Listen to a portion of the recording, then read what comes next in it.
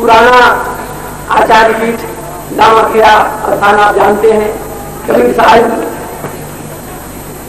के मत में करीब जितना अब तक साहित्य मिलता है उसमें ये निसंकोच कहना पड़ता है कि उसमें धर्मदास साहब का अधिकांश प्रचार और उनके नाम का साहित्य अधिक बिखरा पड़ा हुआ है।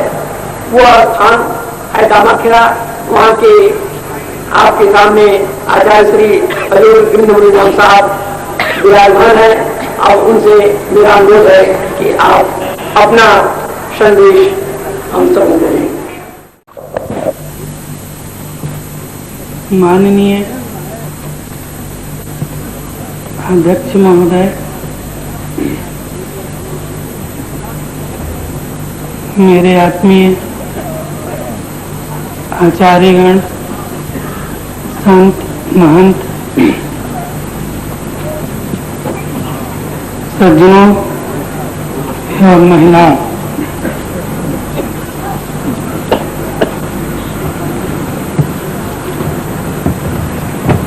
आज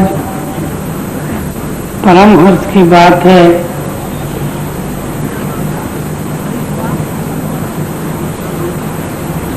कि मुझे महापुरुषों के दर्शन करने का सौभाग्य प्राप्त हुआ। इसी प्रकार सतत दर्शन प्राप्त होते रहे, यही मेरे मन में अभिलाषा है। मैं तो यहाँ मात्र दर्शन हेतु ही आया हूँ।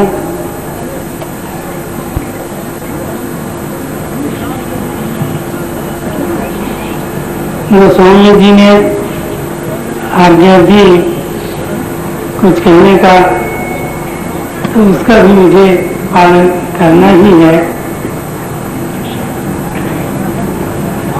सज्जनों, मेरे मन में जो बात है दो टूक उसे कह देना आवश्यक समझता हूँ। मैं सद्गुरु कबीर के किसी सिद्धांत पर, किसी पक्ष पर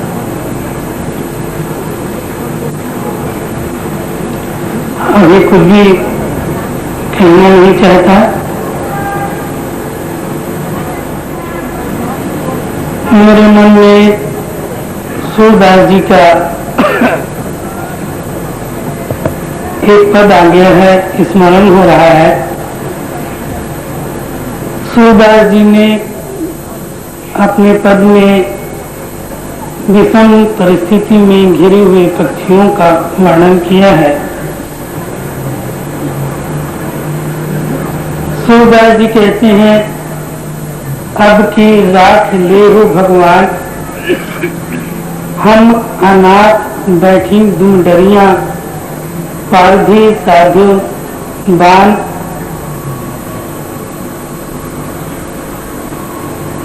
ताहि डर निक्सन हम चाहो, ऊपर उड़ो सचान, दो दिशा दुख भयो कृपा निधि, कौन उबारो कौन उबारे प्राण, सुमरत ही कही जसो पारधी, लाग्यो तीर सचान, सूरदास कहाँ लग वर्णो जय जय कृपा निधान।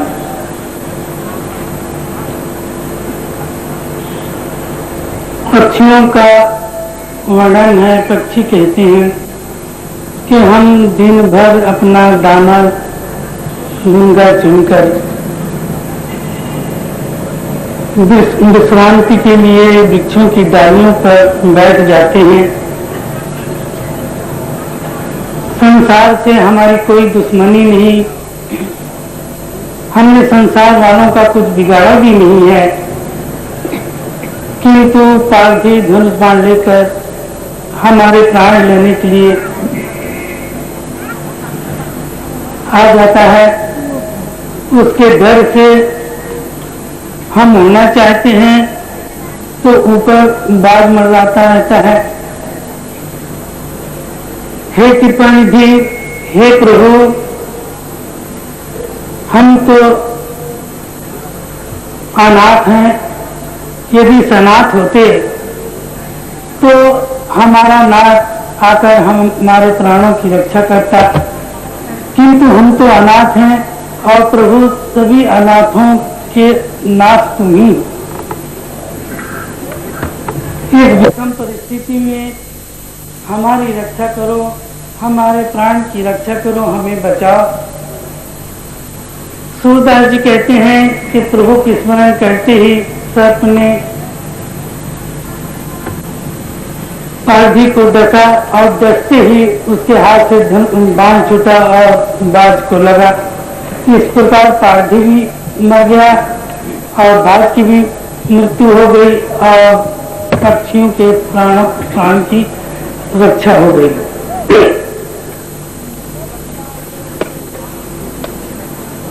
इसी प्रकार हमारे सामने भी आज संकटों का एक विशाल दैत्य खड़ा है, जिससे हमें अपने प्राणों की रक्षा करनी है। हमारा जीवन आज चारों तरफ फैले हुए युद्ध की विभीषिका से त्रस्त है।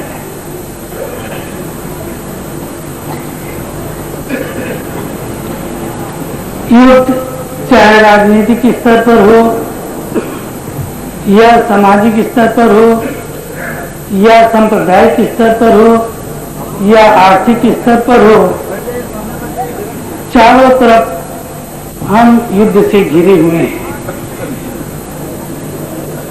ऐसा लगता है कि हम संकटों के युग में जी रहे हैं और संभवतः ऐसा समय आने वाला है जिसमें बर्बरता की पुनरावृत्ति होगी, जिसका फल होगा आध्यात्मवाद का विनाश, विज्ञान की उपलब्धियों का और संस्कृतियों की देन का भी विनाश हो सकता है। ऐसी दशा में हमें ऐसे जीवन भावना की आवश्यकता है जो परस्पर हमें समझौता करा सके। हमें परस्पर अविश्वास हो गया है, एक दूसरे के प्रति हमारे मन में दरार पड़ गई है। यदि अभी हम नहीं समझ पाते, यदि हमारे बीच में समझौता नहीं हो पाता, यदि हमें स्नेह और सहानुभूति नहीं आ पाती, तो बर्बादी की बाढ़ आएगी, तूफान उठेगा और उसकी चोट जब हमारे मकान पर पड़ेगी तो निश्चित रूप से हमारा मकान ढह जाएगा। आज सबसे बड़ी जरूरत है हमारे बीच में एक दूसरे के प्रति स्नेह जागृत करना, एक दूसरे के प्रति सहानुभूति रखना। भारतीय दर्शन में धर्म का अर्थ ही होता है जुड़ना, मिलना, और अधर्म ठीक इसके विपरीत होता है अलगाव, बिखर जाना, फूट जाना।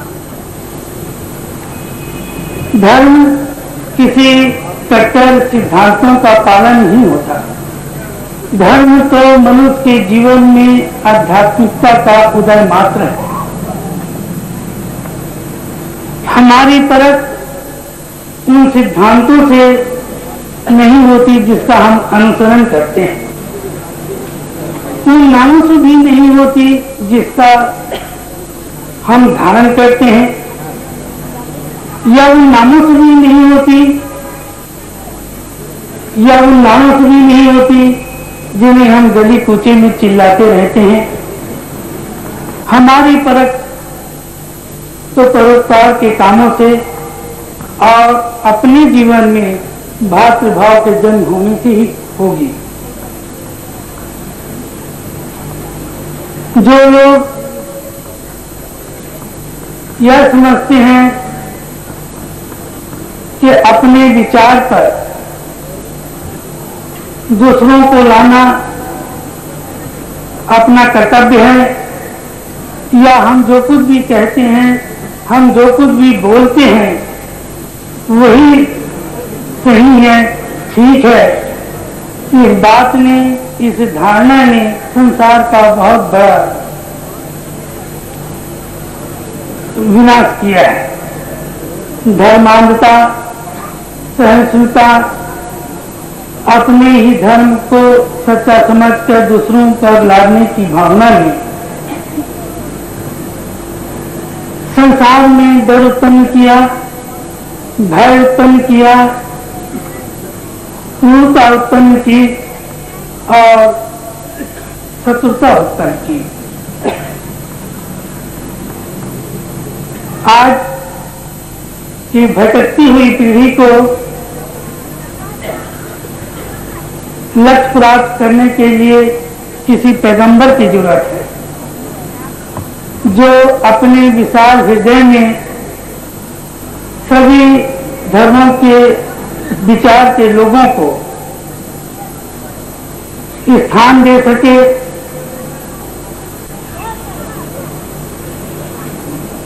विभिन्न प्रकार की रुचि रखने वाले लोगों को मान और सम्मान दे सके। आज के आचार्य, आज के विचारक, आज के नेतागण ऐसा करने में बिल्कुल असमर्थ हैं। हमारे मंदिर, हमारी मस्जिद, हमारे चर्च, हमारे गुरुद्वारा यदि हमें पवित्र ज्ञान देने के बजाय हमारी आत्मा को उद्बुद्ध और सजग करने लगे तो निश्चित रूप से वे ईश्वर के मंदिर बन जाएंगे, जहां अपने आध्यात्मिक वातावरण में सबको आदर और सम्मान दे सकेंगे। संसार के सभी धर्म समान आदर भाव पर जोर देते हैं और एक ही मैत्रीपूर्ण मार्ग पर चलने के लिए विनय भी करते हैं। संसार की नियति एक है, मानवता का स्वभाव एक है, इसलिए सच्चा धर्म तो वही होगा जो संसार के दुख को अपना दुख समझकर उसका प्रचार करने की कोशिश करे, जहां खंड खंड में विभक्त न हो,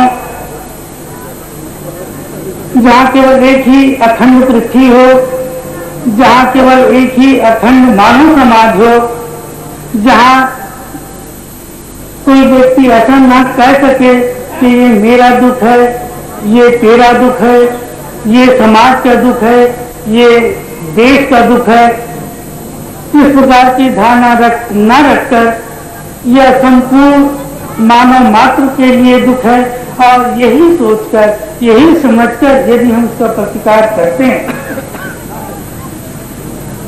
तब कहीं इस दुखमय संसार में हम सुख की सृष्टि कर सकते हैं। हमारे पंथ में सबसे बड़ी जरूरत है